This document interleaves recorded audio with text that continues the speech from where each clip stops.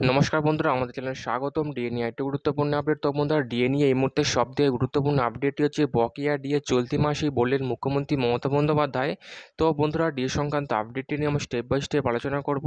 তো অবশ্যই আপনারা ভিডিওটি স্কিপ না করে অবশ্যই পুরোটা দেখবেন। তো তার আগে বলে রাখি, যে সকল বন্ধুরা আমাদের চ্যানেলে নতুন, আমাদের চ্যানেলটি পাশে সাবস্ক্রাইব বাটন, সাবস্ক্রাইব করার পর পাশে যে বেল আইকন সেটি প্রেস করবেন, লেটেস্ট ভিডিও আপডেটগুলি সবার আগে পেয়ে যাবেন। দেখে নেব আজকে ডিএ সংক্রান্ত গুরুত্বপূর্ণ আপডেটটি।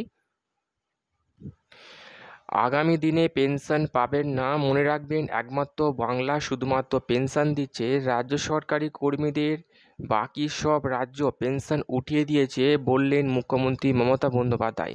তিনি আরও বলেছেন, পেনশন যদি না দিতে হতো 28% দিয়ে পুরোটাই মিটিয়ে দিতে পারতাম। আপনারা ভাবুন কোনটা নেবেন। সাংবাদিক সম্মেলনে বিতর্কিত মন্তব্য করে বসলেন মুখ্যমন্ত্রী মমতা বন্দ্যোপাধ্যায়। তো বন্ধুরা, বুঝতে পারছেন এই ভিডিওর মাধ্যমে আমরা যে আপডেটটি দিচ্ছি, আগামী দিনে পেনশন পাবেন না এবং যদি পেনশন নিতে চান তাহলে ডিএ বৃদ্ধি করা যাবে না, এমনটাই মন্তব্য করেছেন মুখ্যমন্ত্রী মমতা বন্দ্যোপাধ্যায়।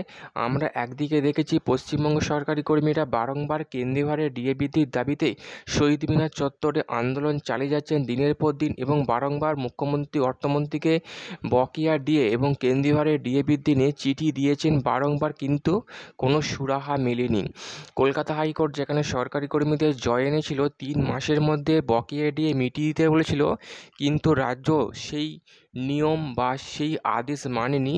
রাজ্য সরকার সুপ্রিম কোর্টে ডিএ মামলা দাখিল করে এবং যেখানে সরকারি কর্মীদের পরেশানি হতে হচ্ছে, ডিএ মামলা শুনানি তো হচ্ছে না, দিনের পর দিন সেই ডিএ মামলাকে টেনে হিঁচড়ে পিছিয়ে নিয়ে যাওয়া হচ্ছে 6 মাস, 5 মাস, 4 মাসের জন্য।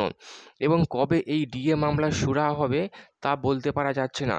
মুখ্যমন্ত্রী এই ভিডিওর মাধ্যমে বারংবার বলতে চেয়েছেন, পেনশন বাতিল করব এবং যদি পেনশন নিতে চান তাহলে আমরা ডিএ বৃদ্ধি করতে পারবো না।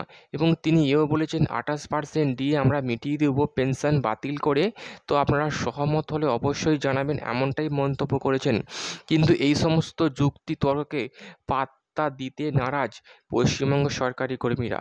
পশ্চিমবঙ্গ সরকারি কর্মীদের একটাই যুক্তি, পেনশন তো দিতেই হবে এবং সেই সঙ্গে কেন্দ্রীয় হারে ডিএ দিতে হবে। যেখানে বাকি রাজ্যগুলো কেন্দ্রীয় হারে ডিএ পাচ্ছে, সেখানে আমরা কেন পাবো না?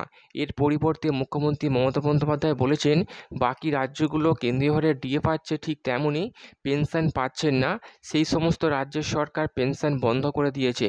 কিন্তু মুখ্যমন্ত্রী এই সমস্ত বক্তব্যকে মানতে নারাজ পশ্চিমবঙ্গ সরকারি কর্মীরা।